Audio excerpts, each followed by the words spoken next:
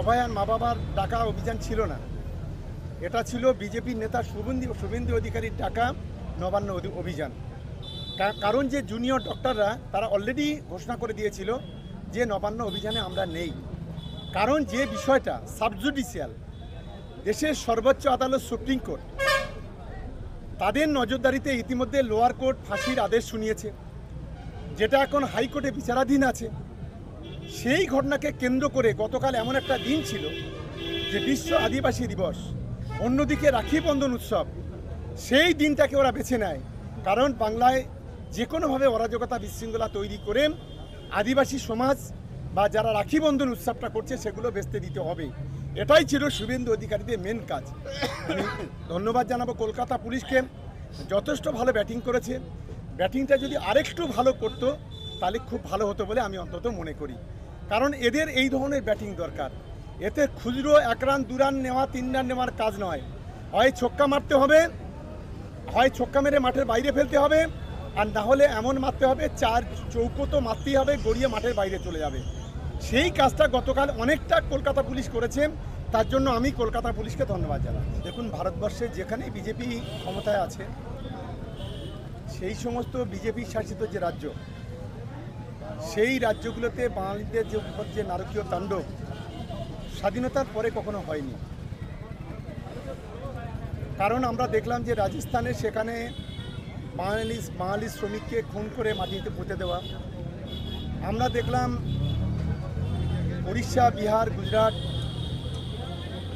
অরুণাচল প্রদেশ, রাজস্থান, বিভিন্ন জায়গায় বাঙালি শ্রমিক বাংলায় কথা বললেই তাদেরকে জেলে ঢোকানো হচ্ছে, বাংলায় কথা বললেই তাদেরকে বাংলাদেশে পাঠিয়ে দেওয়া হচ্ছে, বাংলায় কথা বললে তাদেরকে কাপড় খুলে উল্টে ঝুড়িয়ে পর্যন্ত মারা হচ্ছে, যেটা স্বাধীনতার পর কোনো সরকার এই ভারতবর্ষে কখনো করেনি।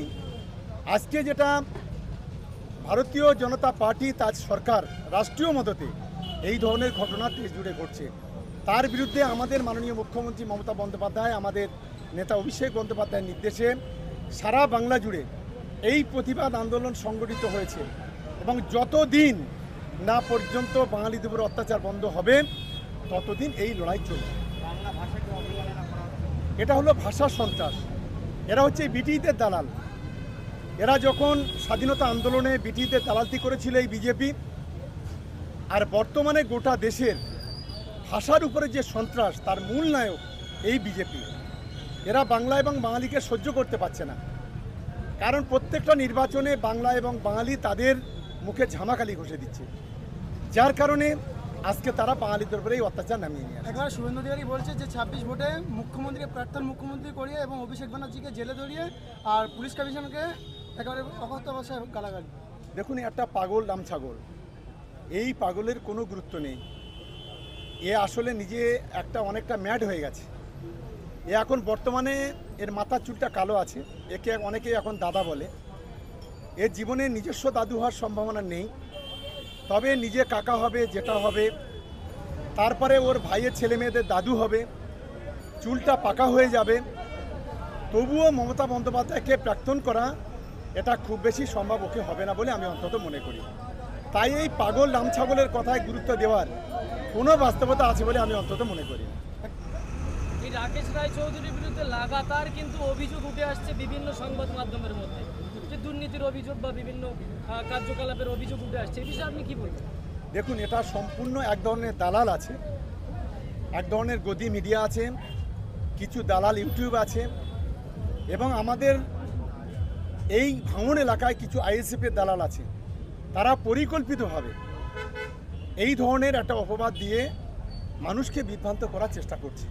আমি বলছি, দেশে তো আইন আছে, বিচার ব্যবস্থা আছে, একবার যান না বিচার দরকার। যদি সে কোনো অপরাধ করে কেস করুন না, আদালতে চলে যান না। তাহলে কেন মিথ্যা করে এই ধরনের মিথ্যা কথা বলে মানুষকে ভাওতা দেওয়া হচ্ছে?